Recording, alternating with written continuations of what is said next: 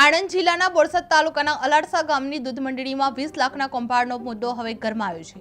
ભાજપના નેતા અને એપીએમસીના હાલના ચેરમેન સામે બોર્ડ ઓફ નોમિનીઝમાં ફરિયાદ થતા કોર્ટ દ્વારા નોટિસ ફટકારાઈ હોવા છતાં આરોપીઓ હાજર ન રહેતા કેસને વધુ મુદત આપવામાં આવી રહી છે।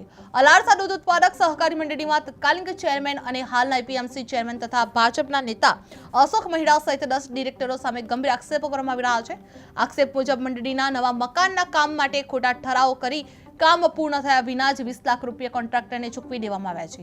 બાદમાં વિરોધ થતા કોન્ટ્રાક્ટર પાસેથી 8 લાખ રૂપિયા વસૂલ કરવામાં આવ્યા હતા, જ્યારે હજુ 12 લાખ રૂપિયા વસૂલ થવાના બાકી છે। આ મામલે બોર્ડ ઓફ નોમિનીઝમાં ફરિયાદ નોંધાતા સંયુક્ત રજિસ્ટ્રારે તમામ સામે કારણદર્શક નોટિસ ફટકારી હતી અને 18 માર્ચે કોર્ટમાં હાજર રહેવા આદેશ કર્યા હતા, પરંતુ આજે સુનાવણી દરમિયાન અશોક મહિડા સહિત કોઈ પણ આરોપી હાજર ન રહેતા કોર્ટે કેસને આગામી 8 એપ્રિલ સુધી મુલતવી રાખ્યો છે। ચૌહાણ બાબુભાઈ મણિભાઈ, હું મૂળ વતન અલાડસામાં રહું છું અને અલાડસા દૂધ મંડળીમાં સ્થાનિક ઓડિટર તરીકે કામ કરું છું।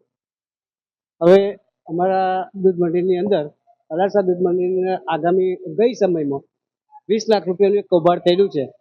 એમાં દૂધ મંડળીનું મકાન બનાવવા માટે આ લોકોએ ખોટા ઠરાવ, ખોટી સહીઓ કરી 20 લાખ રૂપિયાનું કૌભાંડ આચર્યું હતું, પણ એમનું કોઈ મકાન બન્યું નથી કે એમનું કોઈ કાર્ય થયું નથી।